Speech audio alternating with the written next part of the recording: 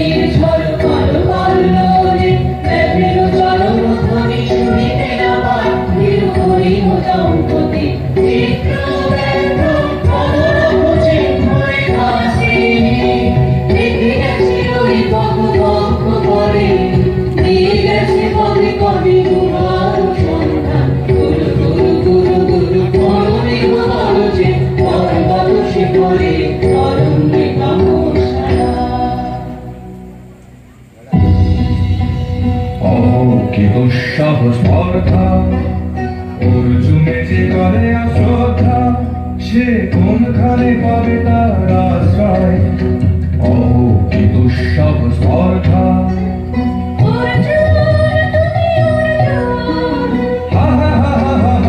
বালকের দল মার কোলে যাও, চলে নাই ভয়। অহো কি অদ্ভুত কৌতুক।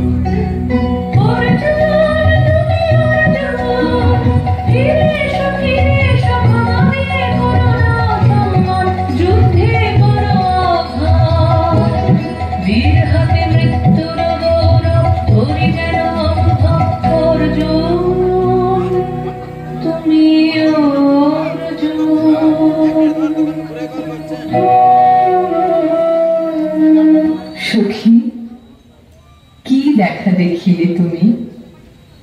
এক পলকের আঘাতে খসিল কি আপন পুরানো পরিচয়? রবি করপাতে কোরকের আবরণ টুটি মাধবী কি প্রথম চিনিল আপনারে? বধূ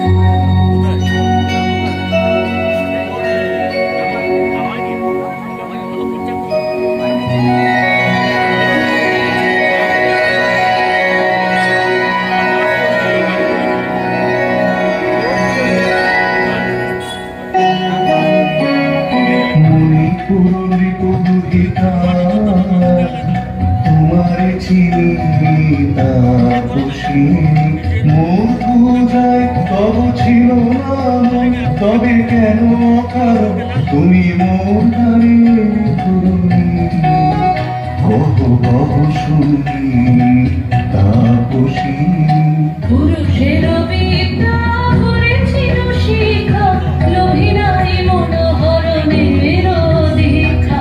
কুসুম ধনু অপমানে লাঞ্ছিত তরুণ তনু, অর্জুন ব্রহ্মচারী মোর মুখে হেরিল না নারী। ফিরে আইল গেল ফিরে, দয়া করো ও ভগবীরে, শুধু এক বরষের জন্যে পুষ্প লাবণ্যে মোর দেহ পাপ, তব স্বর্গের মূল্য মর্তে অতুল্য। কুসুম ধনু অপমানে লাঞ্ছিত তরুণ তরু, তাই আমি বিনু